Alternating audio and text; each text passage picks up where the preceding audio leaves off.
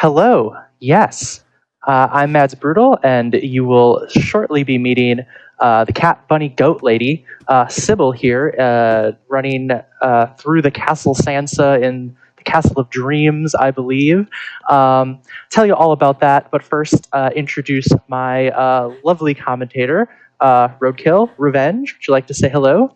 Yes, hello, I'm Roadkill Revenge. I'm excited to help be the hype squad for this game because I enjoy it greatly. Yeah, a couple things about the run and the game. First, so this is a 3D platform Metroidvania that actually just got updated pretty significantly yesterday morning. So I'm playing on an old build of this now, and the newer build changes a whole lot of things, but there's a lot of the movement would carry over if you wanted to pick this up with the current build. Also, if you want to pick up this game, it's $6 on Steam. It's super good, and also it's part of the Humble Bundle for Frosted Tales. So super recommend it if you like this movement heavy game. We're playing 100%, so we're going to be getting everything in the game. That includes abilities, power-ups, the soul outfit that's currently in it. The update gives a lot more cool outfits to our character. And the other thing we're going to be picking up is the outfit that is important is it has pants on it. There's pants on that outfit. And currently, we have a bid war for whether or not we're wearing pants. So I assume we're pantsless right now. Is that correct, JPEG? Oh, we sure are at $207. Oh, well, thank you so much for donating for the pantsless. You can continue donating if you would like our Sybil to be warm here. It's very drafty. We were just talking before. There's a lot of drafts in this castle, so we'd like to keep her warm. But let me think. Is there anything else? I think that's it. You ready to get started, Rody? Let's go! Okay. So we're going to start here when I select the save file. In 3, 2, 1, let's go. All right, so right here at the beginning, Mads is just going to be using very, very basic movement. As you can see, we got little hops, but it is going to escalate very, very quickly because this game is very, very movement tech heavy. Every ability that we're going to be picking up basically adds a little bit more complexity to the different options we have to move through the levels. And you can also grab onto ledges. But the first ability we're going to be getting is our sword. Yeah, I think it's a sword. This blunt object that we hit things with. Quote-unquote sword. Yeah. And as you can see, it can be used to break through walls, which is going to unlock different paths. If you've played other Metroidvanias, that's probably very familiar to you. There's actually a lot of abilities in this game that very much evoke other classic Metroidvanias, but do it in a very, very unique way. So another thing Mads did there was she hit the little egg guy, little enemy. There's not going to be a whole lot of combat in this run, but it does charge that meter up on the left of the screen. Now Mads is going to be doing a little hop here to get up. That was utilizing a movement tech that we're going to be seeing a lot throughout the run to gain a little bit extra height by changing direction and doing a jump during a slide. As I was saying, the meter fills up whenever she hits enemies, and that meter gives us different passive bonuses that are going to mostly be useful for the final boss, but can also take, they also increase her range and things like that, as well as damage. But that's with abilities that are going to be picked up much later in the run. I have a quick little bit of news. Just sorry, super quick. Professional actually just jumped into the lead at 285. Okay. I unlocked Professional at about 10 minutes in, so I will put that on her when we get there. But we just got Slide. You want to talk about Slide and all the things it lets me do? Yeah, so as you can see, Slide lets you slide really fast, and now we are schmovin'. Slide is an ability that, as you like I said, it just adds movement to your sliding, but it also allows you to get much bigger jumps out of those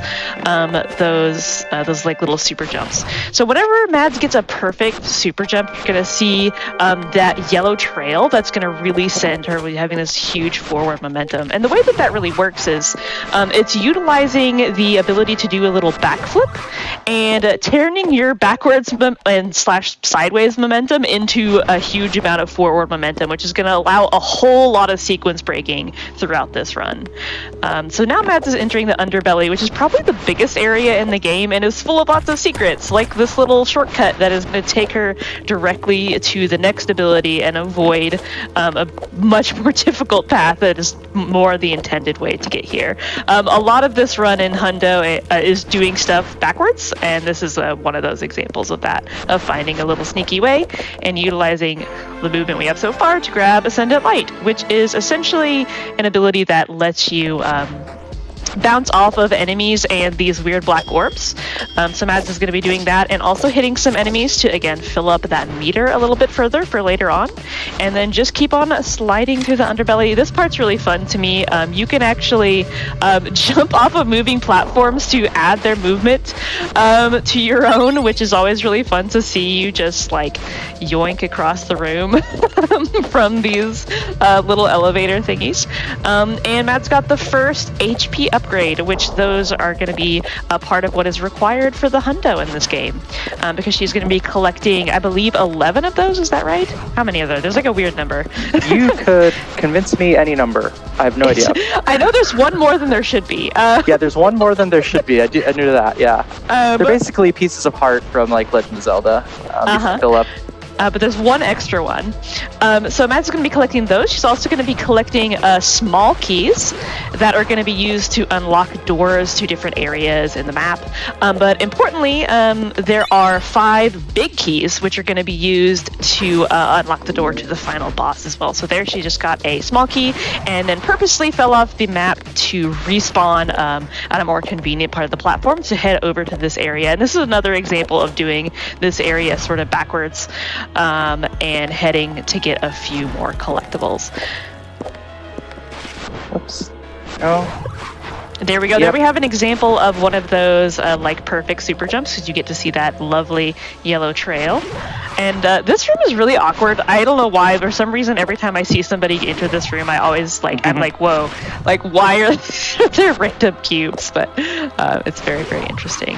I actually really love the level design in this game, but that room perturbs me for some reason. This is actually the most important of the normal upgrades that we get here. You'll see it allows me to do an aerial kick, just one. Right now we're going to get more as the run goes on. It allows me to preserve momentum, and it also allows me to just kind of get to more places a little more easily, and change direction as well in the air. So there's a lot of things you can do with it. Go. This is our first and only Celeste bubble. Celeste mentioned. Yes, we get one Celeste bubble as a treat in Hundo. And yeah, I actually really love those sections of platforming that use those bubbles, because the sound design just really makes my brain make happy chemicals. But yeah, so now Mads is continuing to just make her way through the Underbelly here, and just do a lot more movement. Like this game has a lot of combining the different tools that are available to you depending on just where you're at in the sort of everything. Like I said, adds a little bit more complexity to the way that you're able to approach different rooms, because like I said, they have some very interesting geometry to them. Yes. And then finally we're getting out of the Underbelly and into the Empty Bailey, but we're going to dip out of here to a place that every category goes to at the beginning, the tower. So we're going to warp up there using a death warp. Oops. And the tower climb is a kind of integral part to every Pseudoregalia run. So normally you're not supposed to be able to get even to where Mads is right now without more abilities, but because of the way we can chain together some of this movement tech. Oh, and there you go. You got a really good little hop there. And as you can see, Mads is kicking in the air. The reason for that is to just maintain time in the air as much as possible, because basically the more time she spends on the ground, the slower she goes.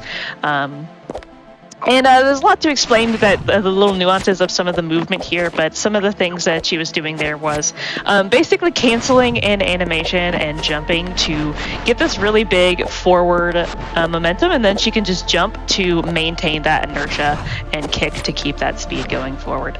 Now she's going to go over here and grab the next ability, which is the Cling Gem, which is essentially just a wall glide that is going to allow a lot more fun sequence breaking shenanigans. But now it's basically just a backtrack out of the castle, so it'd be a great time to read some donations. Yeah, absolutely. And donations we do have. I have $25 from Killing Pepsi that says Pseudoregalia Hundo is goated. Thank you for making sure that one was in there. One of my favorite speedruns of all time. Manifesting a good princess fight and clips, go pants. $40 from Sanjan saying, here's the donation for all of the deaths. Lady Luck handed over to me. Good luck on the run, Mads, and may Lady Luck also shine upon your run as well. Thanks. Do you have time for one more? Well, since I screwed up that trick, no, actually, hold on. There we go. We have some things to explain here. Mostly, this. We can climb basically any vertical 90-degree angle by wedging ourselves into them and then doing repeated wall glides. That is, as you can probably imagine, super useful, getting to a lot of places we're not supposed to. We're going to clear out the entire empty Bailey right now. So we're going to go all the way around here to get our first major key. We need 5 of these to get into the princess's final boss against the princess. There we go. Nice. And then, and the reason that's useful too is because you're normally not allowed to cling jam to the same wall that you just clinged onto, but if you lean into a corner, you can actually do it anyway. That's why it allows you to gain that much height while using the cling gem. But now we have Solar Wind, which actually completely changes the vibe of the movement. So that was an intentional death warp there to send us all the way back over to the entrance of the Bailey, which is now fully cleared out. Not going to see much more of it in the future. But yeah, so now we have Solar Wind, which essentially allows you to jump while sliding to give you this little, I guess, like a grounded hop, and then you can do super jumps at the end of that hop as opposed to doing them sort of with subtle changes of direction, and that is going to just change our movement and give us more options here. Also got another really important upgrade. That one essentially allows the damage to get increased by having that meter all the way full. Oh, and now we have the professional outfit, so there we go. Thank you everybody for donating for that. Now we get to see Sybil in her fully bepantsed glory. I don't think bepantsed is a real word, but no, it is now. It's 100% real. Bepantsed and unpantsed. Yes. By the way, professional is still in the lead, but excellent to know. Pantsless is about $53 behind, so that can swing at any moment. Yeah, Nice. So if anybody wants to see Sybil remove the pants once again, it is Take within your them power off. to do so. And so now we have the library, which has some really, really fun movement climbing up these bookcases. Mads, do you want to explain that little sort of cancel to get the extra jump height there? Yeah. So you can essentially Solar Wind gives you kind of different gravity properties, and if you do it into a wall, and you can kick off it, you can retain those kind of low gravity. So you get these anti-grav kicks that get you a lot higher than you're supposed to, and they're really useful in a lot of places. We're coming up here onto our next ability, and we're going to hope that the UI works, and we'll see here. Holding my breath. Yeah, so there's a chance that this UI, Okay, that box will just stay open, and that Mads would have had to have done this clip blind. Bye. And wow, that was really fast. I barely had time to explain it. So you basically used the cling gem there to clip through the wall and just respawn right all the way at the beginning of the library. So that was a really, really, really clean library overall. So cling clips are going to be important. That's hard to say. Essentially, if you cling away from a wall, sometimes Sybil's legs, hindquarters, will kind of go backwards into the wall, and it'll push you onto the other side. So we use that to get to a lot of unintended places. In that particular case, we used it just to simply die, so we could get warped back to the last place that we had a death warp at. Knowing where the death warps locations are is really important for routing. Swag. Ooh, hold on. Got it. Nice. You can buffer some inputs while that slow motion happens. So we anyways. still got so much hype in the chat for that that library clip. Oh, nice. There'll be some more. Hopefully some more that look nice and smooth. So yeah, actually a strat coming up fairly soon is going to be really predicated on knowing precisely where we're going to respawn. But for now, we are just kind of going back into the dilapidated dungeon to get some things that we couldn't our first time around. So, actually, no. We got some cool movement here. This is my favorite movement in the whole run, right here. Okay, well, screwed it up, but we got there. Hey, it's still pretty clean from where I'm sitting. We don't actually have to get all the small keys. It's not a part of Hundo. There's one we don't get. There's not a lot of combat in this game, and we skip one of the two bosses. There's a small key that we get from fighting him. Otherwise, we get everything. Now we're doing some backtracking back the direction we came out of the dungeon and into the Underbelly for our second trip to the Underbelly. So this is a great time for donations. Yeah, for sure. We have $55 from Holly that says, "Don't you hate pants?"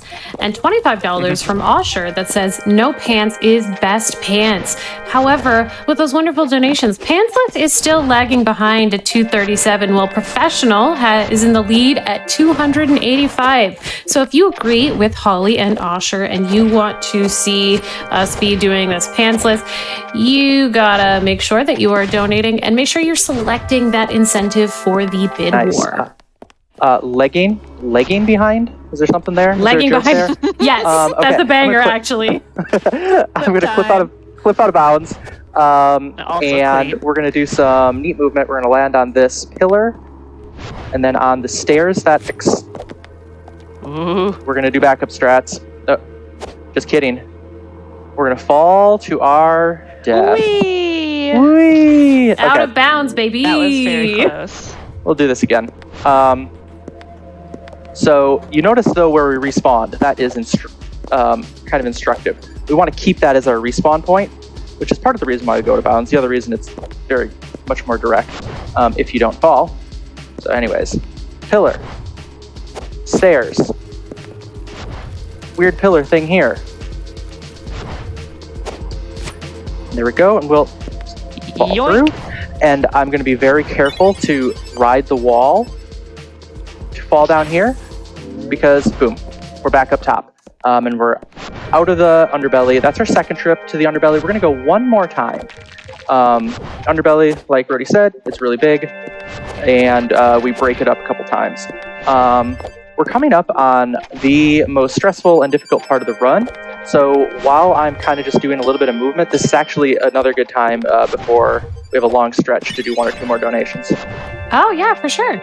So we have $25 from Tigbun that says, "Sybil needs to at least put on a sweater. It is cold, and she's already cold as ice. Thanks to the devs for the recent map and costume update and the community around Pseudo. You have been amazing, and learning to run the game has been a treat. Trans rights." Oh, hell yeah. Okay, we're in the theater. Want to talk about the theater? So the theater is one of the only parts of the game that has a cycle that is very, very annoying that you're going to see right here. There is this evil death corridor that just It just sucks. And here's hoping. There we go. And then it's directly followed by some really difficult movement here. So Mads is going to be jumping up on this door frame, climbing up in this corner, getting under this support, and then getting up and totally secret breaking onto this platform. Really, really nicely done there.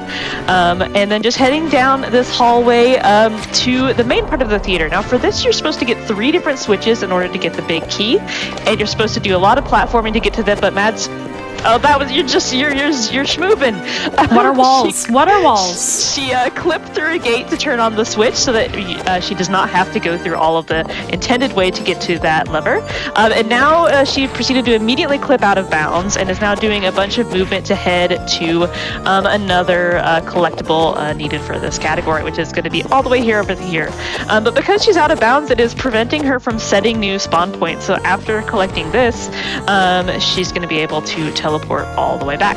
And now there's going to be a little bit of flashing screen there while Mads clips through that wall from the other side to get back in bounds, grabs this collectible all the way over there, and then resets back in the theater. And now she has to do it again for this third switch. And now this one's a little bit more tricky, but it's basically the same concept, except the movement after it is going to have a little bit more going on. There's a couple very difficult clips in a row. So there's the first one. She grabbed that, climbed up the wall, is going to be heading back out of bounds over this way and going all the way over here to some more unmarked terrain. And then this is the really difficult clip. And absolutely flawless. Matt, you got it. Like, it made it look like a dream. Clipped right in here to grab Soul Cutter. That was a really tricky clip, so that was absolutely awesome.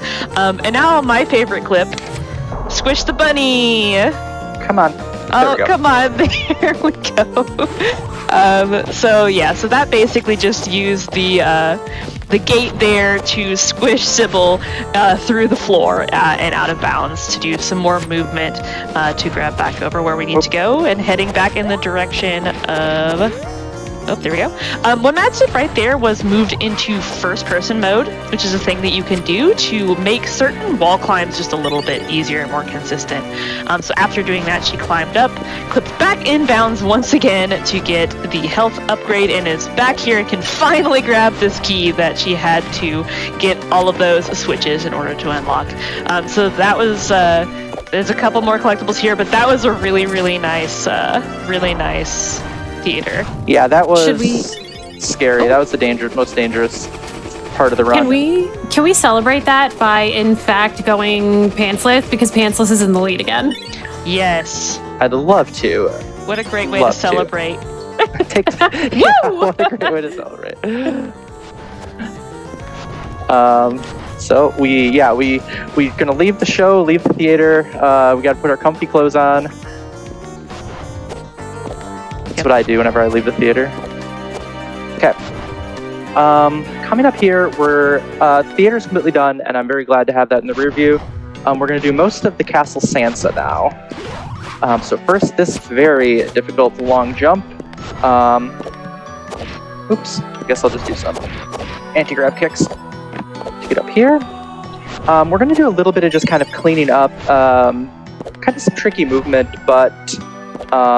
nothing kind of new to explain. So this is actually another good time for a few donations. Yeah, absolutely.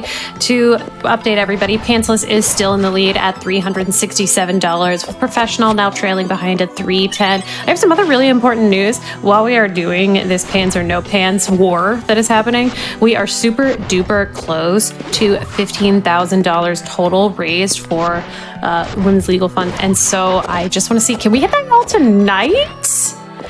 Mm-hmm. But speaking of those, we do have $50 from 2131 Sui Biam. I am struggling, but that's okay because they are not. They just say 2 words: no pants. And I could not agree more. And $30 from Oatmeal that says, I hate pants. Let's get rid of them. Hell yeah. Team no pants, y'all. No pants is taking over. All right, I see how it's gonna be. It's no a war. Professionals in chat. I see how it's gonna be. But yeah, so this movement's actually really cool. This little. Oh no! Don't worry. Again, as somebody in chat said earlier, this game makes backups look intentional, so that was definitely calculated. So Mads actually was able to, hit off of that torch to be able to gain a little height. That's really fun to me that you can hit those torches. I always thought, I don't know if I ever picked up on that when I was playing the game. Yeah. Actually. I don't know if you're supposed to or if it's just an extra little thing for us speedrunners. But there we go. There's another sneaky little collectible there for the health power-ups. And this little cheeky Easy room, jump. nicely done. And we're coming up on our first combat of the run right here in this little chamber. She can have a couple moves. I don't like to see that. Stop. I was just going to say. No. Okay, we're good now. There we go. Sometimes I kind of just run at her and some hands. Yeah, I kind of run at her and just hope that she does the plate move, and sometimes she doesn't, and I get punished. But now we have the ability to break down these walls. That's the only time we're going to do that. And we're back into the underbelly for the last time. We do not have the ability to get into the underbelly, though, so that's not a problem. Because we can do this. When in doubt, clip through walls. Yeah. Yeah, so normally you're supposed to use Sunsetter, which is like a ground pound ability to get through there, if I remember correctly, but again, we can just sequence break out of it. And now this room's a really, really interesting one that normally has you running around using Ascendant Light to flip these switches and but you don't really have to. If you are a cool speedrunner like Mads Brutal, you can just go along the wall, once again being very careful not to touch the ground there, and respawning at the beginning of the room. Yep, easy peasy. Finally, Underbelly is done, and we just gotta get out of here. Finish up the keep once we get out of here. Now this climb out of the underbelly always makes me laugh because you do all these little hops up the hill, and it looks really funny to see Sybil doing this little little wonky movement. It always makes me laugh. But there we go. Now we're out and back into Sansa Keep. We have a kind of cool trick coming up. There's a few ways to get into the throne room where the key is. I'm going to do one that has been patched out, but I really like it. It's just this. Yeah, so hey, we're out of bounds. For whatever reason, there's just a gap in the ceiling of that room there, so Mads is able to just jump through it, use that to get in between these little doors here, and then flip these switches. That was really cleanly done. Sometimes you can get sort of stuck in that clip to get into that room, but that was pretty seamless. So now it's just a whole bunch of hopping and jumping to get to the throne room key, but following this is a very, very difficult skip. Now we'll take a quick break. Okay. For good luck. And now there is a pixel perfect skip here, which is one of those cling clips where Mads is going to be needing to cling into this corner in a very particular way and then clip through the floor. There we go. Nice. Perfect. That was not too bad. There we go, and this puts us, I should have mentioned when I passed it, but way back where we were quite a while ago. Go. Nicely done, though. Okay. And now we're going to have our last ability, actually. We're coming up kind of on the end game already. This is going quick. In Oh here, my gosh. Weesh moving. So now we have, this is one of the, a few of these you can actually buffer inputs and do fun little things to jump out of them. I'm not sure if you were going for that with this one, Mads, but you can also just use the Sunsetter, which is the ability that she just got, in order to just bounce right out of there. So this is the ground pound I was talking about before. It lets you break through, stuff on the floor, but it also lets you gain some height in a very convenient way that is sometimes easier in certain circumstances than doing any of these sort of wall climbs tech that we've been seeing before. And there we go. So that's that's the last ability, right? Yeah, that was the last power up as well. Already? Wow. Look at us go. All we have is one more key and the last health upgrade right here. Boom. I love this slow motion. I wish everything in the game gave you slow motion. Very that Kingdom Hearts give the last blow to the boss kind of thing. So now we just have to return to shoot the tower. So as we get to the tower, there's going to be another tower climb, but this is probably our last good chance for a handful of donations. So it's the last time to put the pants on for the final boss. Well, we are still in the lead with pantsless, but what I do want to point out is that we are less than $200 away from $15,000 raised for National Women's Law Center. Y'all, chat, do you think that you can beat Mads Brutal? Do you think you can get to $15,000 before Mads Brutal beats Pseudoregalia? I think you can. I absolutely think you can. Let's do this. By the way, we have $10 from 3Pup that says Team No Pants, and then there's 1, 2, 3, 4, 5 exclamation points after that. That's a good amount of exclamation points. That's a good amount. That is a good amount. So what Matt is trying to do here is trying to get a really good forward super jump on this sort of geometry above this platform to sequence break around this little tutorial area for Cling Gem, and that was really nicely done. Second try, honestly, is not too terrible for that. That's really tricky because you really have to get a good forward super jump for that. So Matt is going to very carefully grab that key so that she doesn't accidentally jump off the castle, which is a thing you can do. And then into the door to darkness for all you Kingdom Hearts fans. Darkness. We're gonna go see King Mickey and Riku up here. Did somebody say? So this is the final boss. We're here at Deserted Memory. Yes. So this notoriously random and difficult. Yeah.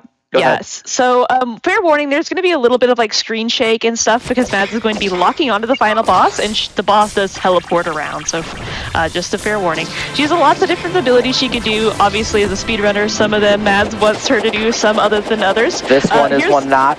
Yeah, Beyblade here is probably the worst one, the slowest cycle here. And there's one ability that can do a surprising amount of damage to you. It's less of an issue for Mads because she has all her health upgrades. Now that sound effect you just heard, the glass breaking, means the boss is at half of her health, so get ready on time. Here we have the teleporter. She's being pretty okay so far. Luckily, whenever she's teleporting, she hasn't gone too far away, and there's time. That was a very good fight. Whoa. She was really nice to me with her attacks, except for the one Beyblade. Cool. That's Pseudoregalia. That's the whole game, 100%. I think you PB'd. Yeah, what was my time? I am seeing 29:29 right now. That's my first sub 30. So nice. Yo! Cool. That's so exciting. Well, that was a ton of fun. Appreciate the opportunity to do this. Rudy, do you have anything you want to say first? No, just thank you for having me. This run is always a blast. Like, the movement is hypnotizing, and I'm honored to be invited on to help keep you company. Oh, well, thank you. Yeah, so that was Pseudoregalia. That was also day one Frost Fatales. There's a whole week of super cool runs. Let's see. Definitely check out Pseudoregalia. If you're playing it, you're already halfway to speedrunning it. It's really, really kind of, it's even more beginner friendly, I think, now. And there's a super cool community that help you out. Check out the Discord linked on the SRC page. A lot of cool people in there that really like to help out, and some good guides and stuff. Other than that, that's all I have. So thank you for having me, and it was fun, and I hope you enjoyed it.